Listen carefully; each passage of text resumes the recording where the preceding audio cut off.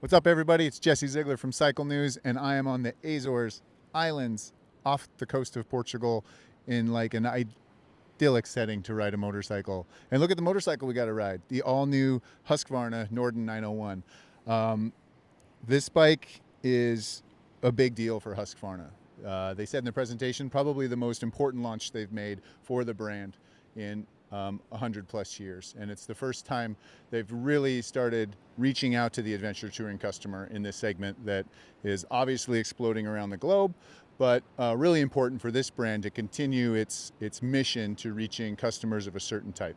And they've done an impeccable job sticking to their roots on this bike from what they launched 2 plus years ago at EICMA with their prototype. We saw that prototype and we were not surprised that it came out, but we were surprised how bold the styling was, how bold the big headlight was on front of it. And, it really had a unique look on that proven chassis that the other group at KTM was developing. And we were just curious right away. How's it going to be different? Is it going to be the same? Is it going to be just makeup on top of the same performance bike? And when we got here, we're pleasantly surprised that it's its unique machine. It has a character that is built from the first time they built that prototype, and it's carried through with intent in the design and intent in the components that they put on the bike to deliver the performance that they expected. A proven chassis, proven engine power plant that we've talked about numerous times in the KTM 890 Adventure and the KTM 890 Adventure R bikes. But apart from that, you really start getting a unique build package with the Norden 901 that gives you a unique riding experience, and it's for a unique customer. Starting with the suspension package, you're going right in the middle between the 890 Adventure and the 890 Adventure R in spec of the componentry and the suspension travel. So this is the WP Apex system. It's got a 220 mil travel fork and a 215 mil shock. So that's putting you up, from the Adventure 890 Adventure Standard. It's giving you more travel, and then it's giving you less travel than the 890 Adventure R. So it's kind of right there in that, kind of a unicorn, right in the middle balance, while you still have a nice seat height. You're not tiptoeing that much, but you still have tons of suspension travel for anything rowdy that you want to do. Yes, it's a smaller spec, and it's the Apex line, so it's, some people might say it's a lower spec component in the off-road world, but for most of the riding that you're going to be doing on an adventure bike like this, you're not going to need 890 Adventure R level spec componentry. It's great when you want to have it and great when you want to start bouncing off rocks and jumping off of things, but for most riding, this is more comfortable in a lot of ways. It's still really compliant over small bumps. We rode some roads out here that were in really bad shape, and this thing glides right over the top of them. We also rode some off-road that was pretty rowdy, and yeah, we found the limits of the suspension pretty quickly, but it didn't stop us from going as fast as we probably would have gone on an 890 Adventure R. So there's a lot of questions about the suspension already out there. Why'd they pick Apex? Why are they putting street spec components on it? It's really because this bike's intended to be an all touring machine. It's not intended to be a race machine. So if you're going to get on a bike and go across the continent, you're not going to race across that continent unless you're Lyndon Poskett, and then he rides a different bike for that sometimes. So suspension performance for me was really good for the spec that comes on the bike. Yeah, I bottomed it out. I got the shock rebound that's going too fast.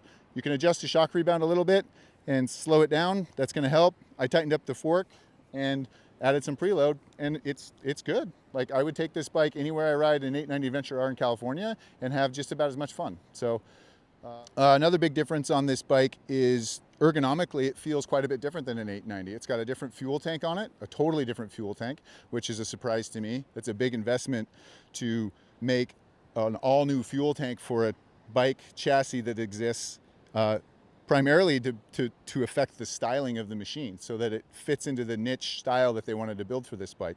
It has 1 liter less fuel than an 890 Adventure R. It's much narrower down at the bottom where, the 890 is very bulbous down on the bottom, so it has a slimmer feel down there, and then it widens up at your legs a little more. It has these bigger shrouds that cover it. Obviously the headlight fairing with the fog lights and the dashboard and all that stuff on top is considerably different. The best change on this bike ergonomically is the fantastic seat. Like, I haven't ridden a bike built in Austria that I haven't been able to complain about the seat on. And this one, I can't. It's an amazing seat. I popped it up into the high position. That's where this one is now. and ergonomically much more, it feels roomier than an 890. Plus the platform is just flat, complete comfort, really fits with the intent of this bike, which is to get on it, go long distance, and see places you haven't seen before. So kudos on the seat. I wish you could take this off and put it on other bikes, but you probably can't. It probably only fits on this bike. It's that good. Fuel tank, like I said, it's bigger. Feels like it has a little more weight higher, but I don't know if that's just the suspension being softer and making the bike balance a little different than what we're used to on 890 Adventures. But it feels like it carries a little more weight higher. Obviously the headlight fairing, fog lights, the headlight itself are probably heavier too. So there's definitely some different weight distributions on this bike. But they're not negatives necessarily. It's just a different feel. Up front, another thing that's really cool is the new dash display. First TFT dash display in the Husqvarna lineup. It's the latest user interface system. Has a lot more animations or color grading on the selective options you make to confirm when you look at it, change the ABS mode to off-road only. The rear disc turns red. It's indicating that the ABS is turned off. Things like that. Other visual cues on what the slip control is actually doing and how much it's changing are apparent, easy to read, easier to thumb through because you have more visual cues. The contrast is great. It's a really beautiful dark background. It lights up really well. That's about all the major differences, I think, that people are expecting to hear about. How it works is fantastic. Yesterday we rode in torrential downpour rain all day. It was as much rain as I've ridden in a long time. And it gave us an opportunity to try rain mode, which drops the horsepower down to 82.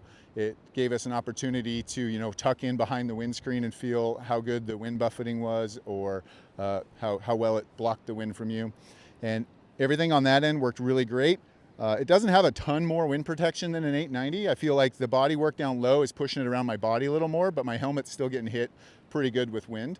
I think they have more windshields coming, bigger windshield or add-on screens as well coming that'll probably improve that like highway touring sort of comfort. And then today we got nothing but perfect weather. Still foggy and rainy and stuff on the top of the ridges, but we got to finally see into these epic volcanoes with these lakes in the bottom of them. We got to really get this bike to run through its paces. We're quick shifting all the way up these dirt roads and trying to get as much roost on our buddies as possible, which that's what these bikes are good at, is riding places you've never been before and taking your buddies out there with you. So we rode every conceivable condition in every conceivable environment you could ride an adventure bike, from poking around villages in first gear, going around traffic and buses, getting stuck behind cow trailers, tractors, going wide open on the freeway, blitzing up dirt roads, going off-road, and the bike will do it all. There's nothing that I wouldn't be comfortable sending myself, my friends, recommending people to take this bike into. You're going to limit the suspension if you go off-road and hit things at higher speed, but the bike's going to be giving you such good feedback the whole time that it's not going to be a surprise. It's a connected experience with the rider, and you're going to know exactly what this bike's going to do all the time. It's very predictable. Nothing surprised me. Even the Pirelli STR Scorpions, which are really a street-biased adventure quote-unquote tire, performed really well here in the rain, especially, and even decently off-road. I wasn't totally hating them at all. So as a package, I think this is going to come to the market. It's going to be priced competitively. It's going to offer the customer who knows that they're going out touring to look for adventure and experiences. It's going to give them confidence to do those things with a package that looks unique and is going to turn some heads. I don't know if you can find a bike that looks any more unique than this in the market right now. So I think if you want to stand out and you want to go out and try something new, this is going to be a great choice for you, because the bike performs exceptionally well. It's got a proven track record. It's been tested and proven to, get to the farthest reaches of the world. And that's what motorcycles are for. Look where we are today. I wouldn't be here if it wasn't for motorcycles, and there's no reason people like you shouldn't get a motorcycle and go out and try to find these places too. So that's it from the Azores. I don't really know what else to say about this bike, except for I can't wait to get one back in the States and hit some of the Southern California stuff we do and try it in some dry environments, because I've had enough of the wet environments for a minute.